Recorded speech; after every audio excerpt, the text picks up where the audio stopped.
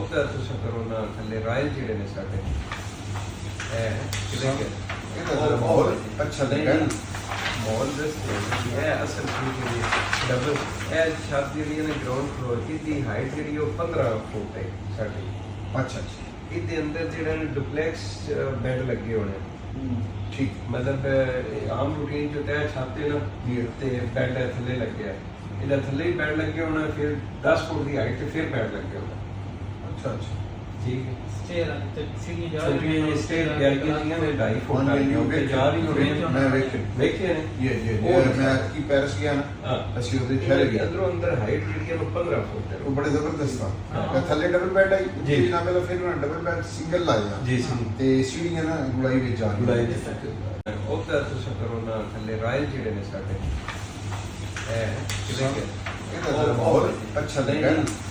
ਮਾਹੌਲ ਦੱਸਦੇ ਇਹ ਅਸਲ ਚੀਜ਼ ਜਿਹੜੀ ਡਬਲ ਇਹ ਛੱਤ ਜਿਹੜੀ ਨੇ ਗਰਾਊਂਡ ਫਲੋਰ ਦੀ ਹਾਈਟ ਜਿਹੜੀ ਉਹ 15 ਫੁੱਟ ਹੈ ਸਾਡੀ।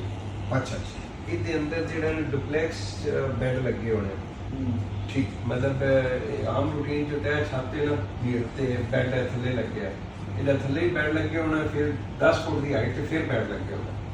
ਅੱਛਾ ਅੱਛਾ ਠੀਕ ਹੈ ਸਟੇਅਰ ਤੇ ਸੀੜੀ ਜਾ ਛੋਟੀਆਂ ਸਟੇਅਰ ਤਿਆਰ ਕੀਤੀਆਂ ਨੇ 2.5 ਫੁੱਟ ਵਾਲੀਆਂ ਉੱਤੇ ਜਾ ਰਹੀ ਹੋਣੀ ਮੈਂ ਵੇਖੇ ਵੇਖਿਆ ਨੇ ਇਹ ਮੈਂ ਕੀ ਪੈਰਿਸ ਗਿਆ ਨਾ ਹਾਂ ਅਸੀਂ ਉਹਦੇ ਠਹਿਰੇ ਗਏ। ਅੰਦਰੋਂ ਅੰਦਰ ਹਾਈਟ ਜਿਹੜੀ ਹੈ ਉਹ 15 ਫੁੱਟ ਹੈ। ਉਹ ਬੜੇ ਜ਼ਬਰਦਸਤ ਆ ਹਾਂ। ਥੱਲੇ ਡਬਲ ਬੈੱਡ ਆਈ ਜੀ। ਜੀ ਨਾ ਪਹਿਲਾਂ ਫਿਰ ਉਹਨਾਂ ਡਬਲ ਬੈੱਡ ਸਿੰਗਲ ਲਾਇਆ ਜੀ ਸੀ ਤੇ ਸੀੜੀਆਂ ਨਾ ਗੁਲਾਈ ਵਿੱਚ ਆ ਗਈ। ਗੁਲਾਈ ਦੇ ਤੱਕ